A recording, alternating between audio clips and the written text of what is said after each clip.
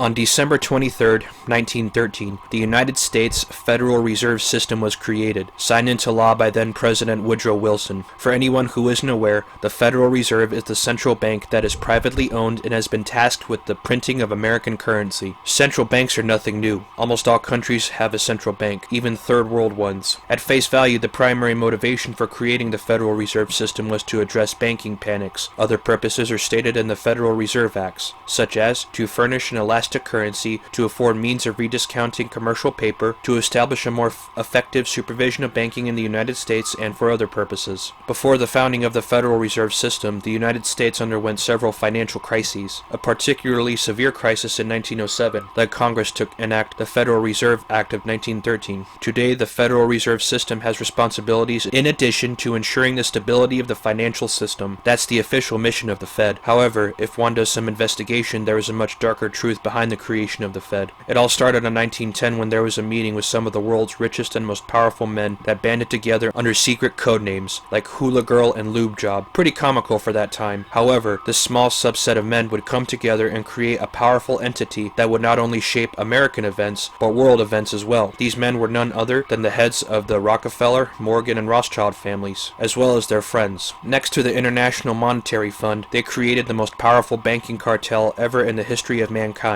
Right after the Fed was enacted, America went to war in Europe. As the great former Congressman Dr. Ron Paul once asked, is it no coincidence that a century of total war coincided with a century of central banking? I will be including links in the description below so you can explore more of these sinister powers behind this scam. Feel free to pause the video and click on them at any time. Yes, the American people have been enslaved by an unseen menace that continues to this day to undercut our freedom and destroy our prosperity. All the money that is created is nothing more than worthless pieces of paper printed out of thin air. Fake money is loaned to the government with interest. In case anyone doesn't know, interest is money that is yet to be paid back on top of the original loan that was taken out. It's really insidious, yet ingenious how a small group of men were able to take power via the livelihood of all nations. Even President Wilson himself expressed remorse. He said, "I am a most unhappy man. I have unwittingly ruined my country. A great industrial nation is controlled by its system of credit. Our system of credit is concentrated. The growth of the nation, therefore, and all our activities are now in the hands of a few men. We have come to be one of the worst ruled, one of the most completely controlled and dominated governments in the civilized world. No longer a government by free opinion, no longer a government by conviction and the vote of the majority, but a government by the opinion and duress of a small group of dominant men." The Federal Reserve Plan firmly in place, they then moved to their next order of business, by destroying the family through the empowerment of women. Right after the rise of World War I, there was the rise of women's suffrage, which was granting women the right to vote. It all started with that same group of men that banded together to destabilize society, indoctrinate children, and tax half the population. Women's liberation didn't become a thing until the mid to late 1960s, which, between that time, we had the Great Depression, World War II, the Red Scare, Korea, and the height of the Cold War between the two major superpowers of the latter half of the 20th century, the United States and the Soviet Union. Let's rewind the clock back to the late 1910s. The 19th Amendment was passed in June of 1919 and later officially ratified in August of 1920. With the passage, the floodgates were opened, yet society was relatively stable for the next 45 plus years. It wasn't until around when younger boomer women, under the leadership of women like Phyllis Schlafly and Gloria Steinem, that they started the process of wanting to institute women being in the workforce. This was a complete success, and as a result, wages were cut, children were able to go to school at younger ages, and the family was completely destabilized and eventually destroyed. This led to the establishment of our current gynocentric system of courts that enslave men today. It's all about control and turning innocent people into slaves, not just liberating women. It was even an admission by the Rockefellers themselves. In fact, David Rockefeller himself said this, and I quote, "Some even believe we, the Rockefeller family, are part of a secret cabal working against the best interests of the United States, characterizing my family and I as internationalists, and of conspiring with others around the world to build a more integrated, global, political, and economic structure. One world, if you will. If that's the charge, I stand guilty, and I am proud of it." Just read page 405 of his book Memoirs and you will see. Here's another quote. "We are grateful to the Washington Post, the New York Times, and Time Magazine, and other great publications whose directors have attended our meetings and respected their promises of discretion for almost 40 years. It would have been impossible for us to develop our plan for the world if we had been subject to the bright lights of publicity during those years. The work is now much more sophisticated and prepared to march towards a world government. The supranational sovereignty of an intellectual elite and world bankers is surely preferable to the national autodetermination practiced in past centuries." That was his speech during the Trilateral Commission in 1991. You hear this straight from the horse's mouth. There are other links that I will